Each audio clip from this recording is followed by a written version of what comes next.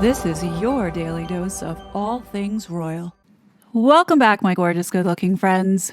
We know for years now, Prince Harry and Meghan Markle have been at the center of a whispering campaign about the births of their children, Archie and little Betty. The surrogacy saga has been ongoing, and we've all been a part of it. Once confined to the dark corners of speculation here on YouTube, as well on Twitter, now X, has been aggressively hushed by the couple and controlled by the palace's iron grip in the media narratives. But why, after all this time, has the dam finally broken? Why has this story, which once too hot for the global media to handle, now exploded into the tabloid headlines this week? I have some thoughts about this, but let's unpack this article together to kind of get an idea or speculate as to what is starting to happen. In the Globe magazine, which is a tabloid, crappy magazine here in the United States, I believe out of Florida. Coincidentally, that's the same state that Samantha Markle lives out of. Not saying that these two are related, just would like to point out that fact. Let's go through and unpack this article together. The article begins. Prince Harry and his cloud-chasing wife, Meghan, notice there's no Duchess anymore, are being rocked by a shocking surrogacy scandal, say sources who dish the diva's very own dad is casting doubt on the birth of the couple's son, Archie. Now, Buckingham Palace is being pressured to remove Prince Archie V and Princess Little Betty from the UK's royal line of succession until the Duchess of Sussex provides absolute proof that she popped out both babies herself. Now, I am aware that there are quite a few journalists that watch this channel. My message to them is don't piss and gaslight the people off with this story. These surrogacy rumors have been going around for years, and Buckingham Palace has been pressured since day one about Meghan and the validity of these two invisible children in the line of succession. But I digress, back to the story. This scandal comes as no surprise, notes a high-level palace courtier. Speculation about the children has been simmering for years. The kids are 6th and 7th in the line of the throne, but have been under cloak and dagger secrecy since they were born. There are so many questions swirling around about them.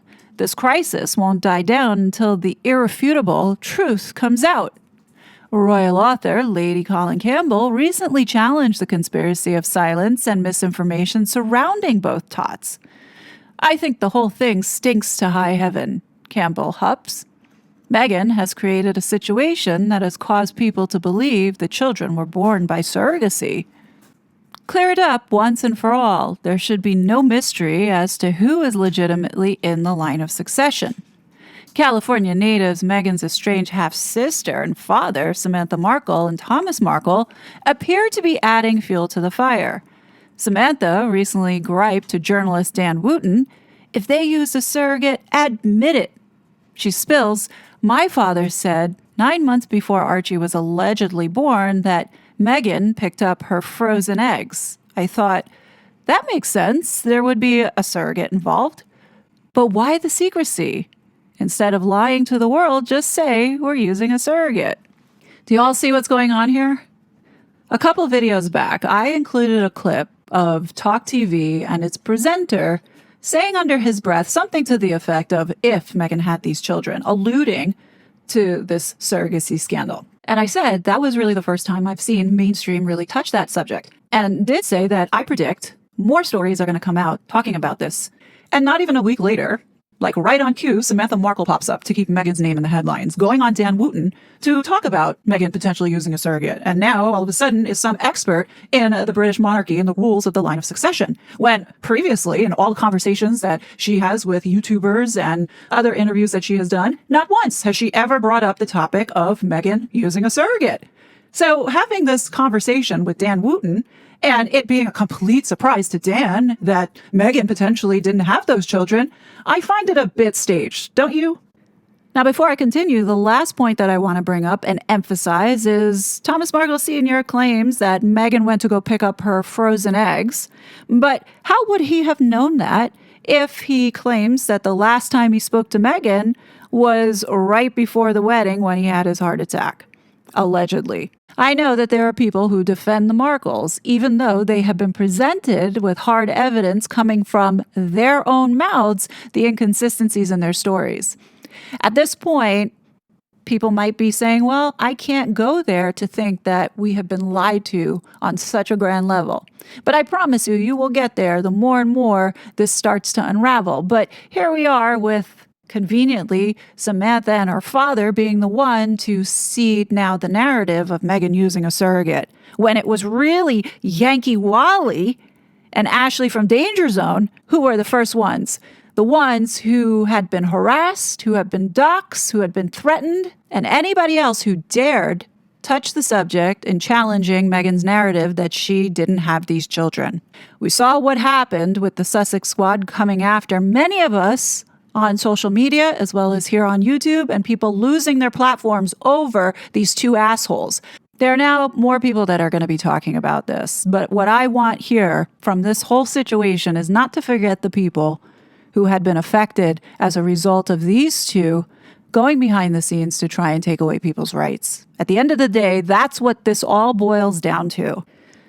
Anyhow, continuing on with the rest of what Samantha Markle, now all of a sudden the royal expert in the protocol for the British line of succession, says, but that would mean the child would be removed from the line of succession because an heir has to be born from a titled royal mother.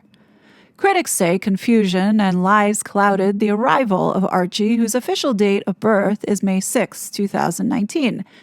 The baby boy made his debut at Portland Hospital, London, 20 miles from the couple's then residence, Frogmore Cottage, where Meghan had been expected to have a home birth.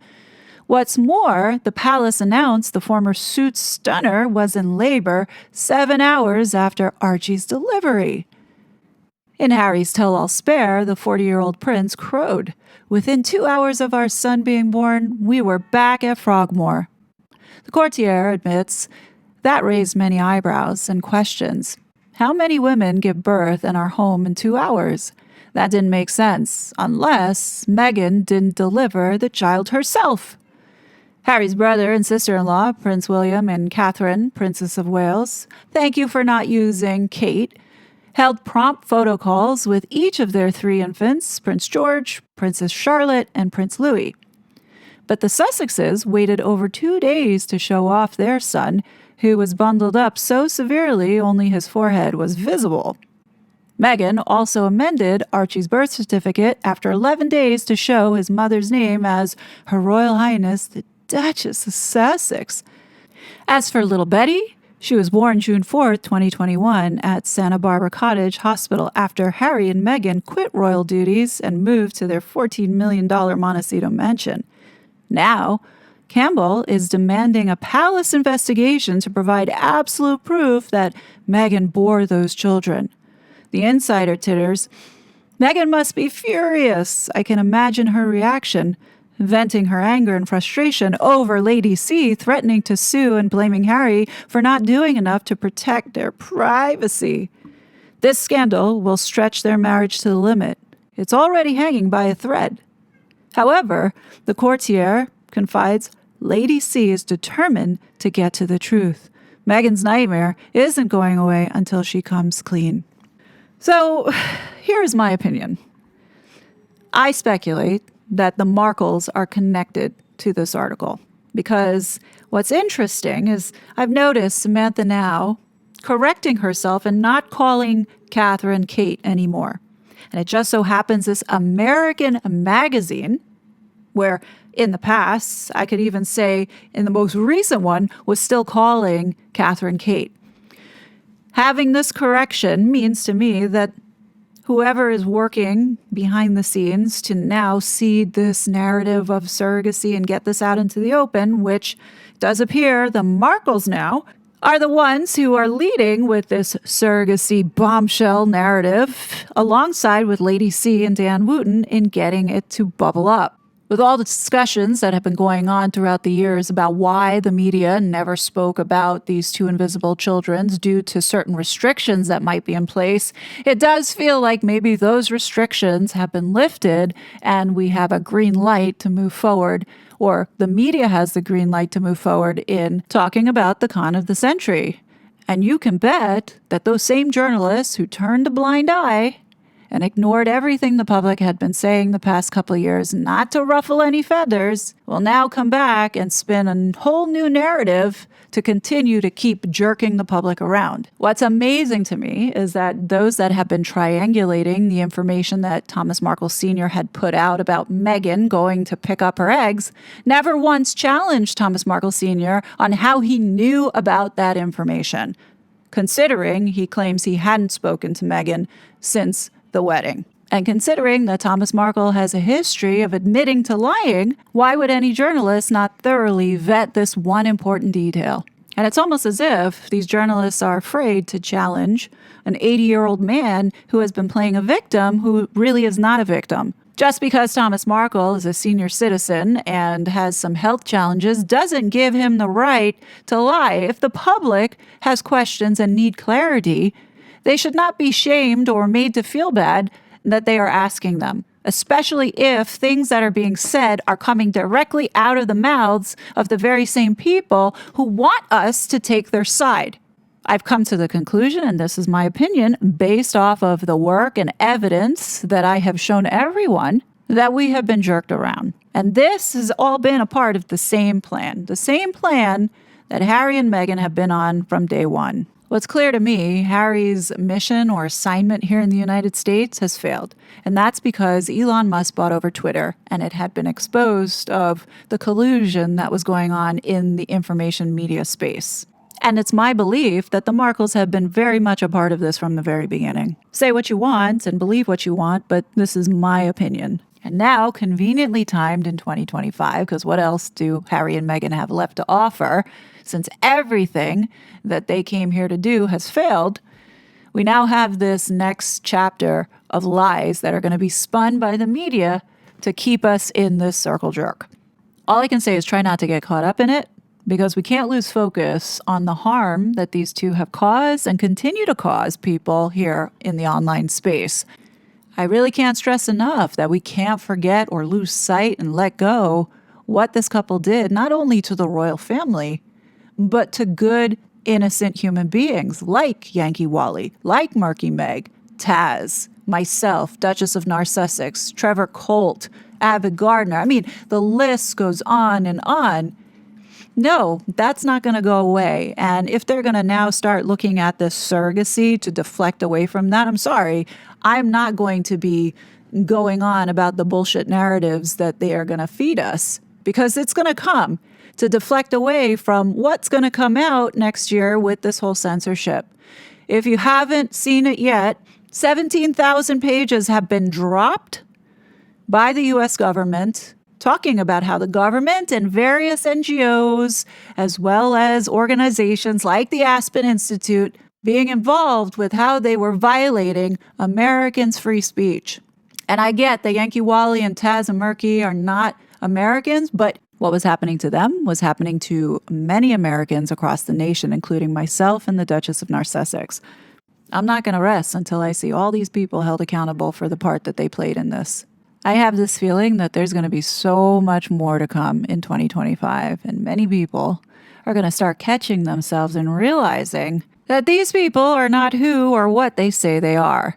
And when they do, what we need to do is have some grace and understanding, because we all were there.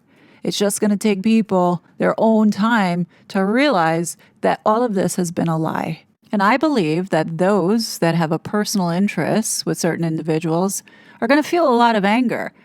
How they will deal with it is yet to be seen. Perhaps they already know and are still going along with it to save face. But just remember, we are the actual victims in all of this. Innocent, unsuspecting people didn't know that we had been taken advantage of, whether it be from a trust perspective or in some cases a financial perspective. This is what this con of the century has done to all of us. And I want you to remember that. Just some food for thought, but what do you guys think? Definitely leave your thoughts below. As always, I will be back with more content, but until then, please be safe, and I'll talk to you later. Bye! I was such a fraud.